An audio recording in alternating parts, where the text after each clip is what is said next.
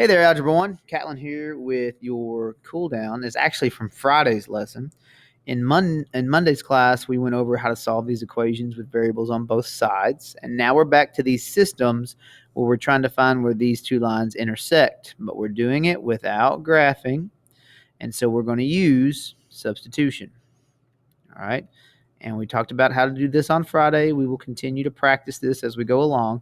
But the idea is to get a variable by itself, like we have here, and substitute everything that it equals, y equals this, in place of y in the other equation, and then use your skills that you're learning and using in those on that worksheet from Monday to find the answer of what x or y is.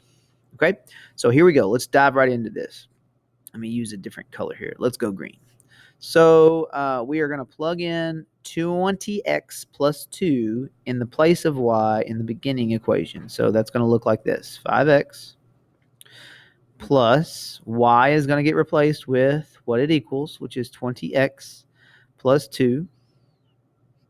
20x plus 2.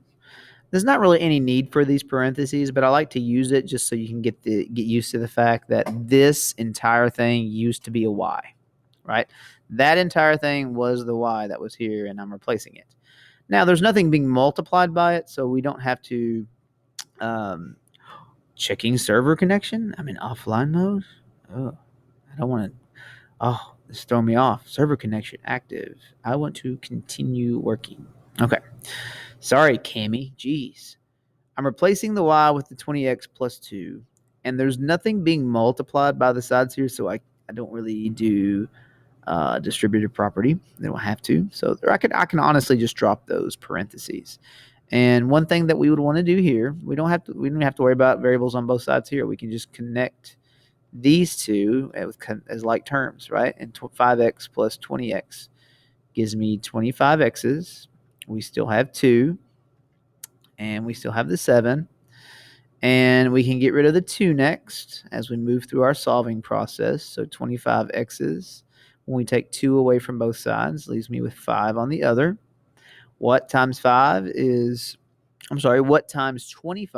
5? A lot of kids will say that x is 5 here. That's wrong.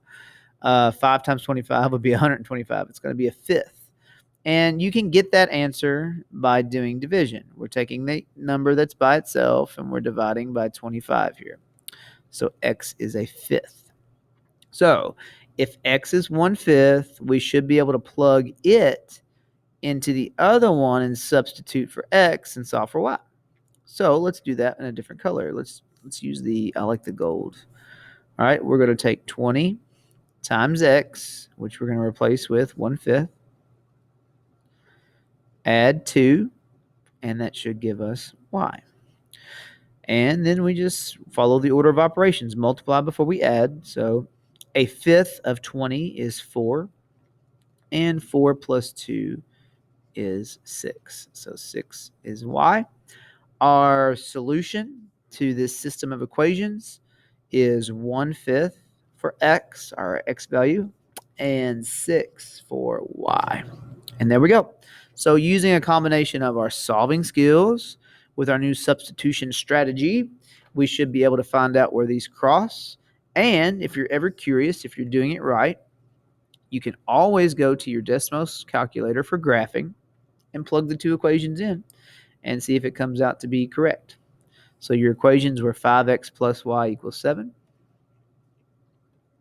Try that again. 5x plus y equals 7. And the other one was, or maybe Desmos is like, no, I'm not going to work for you, home skillet.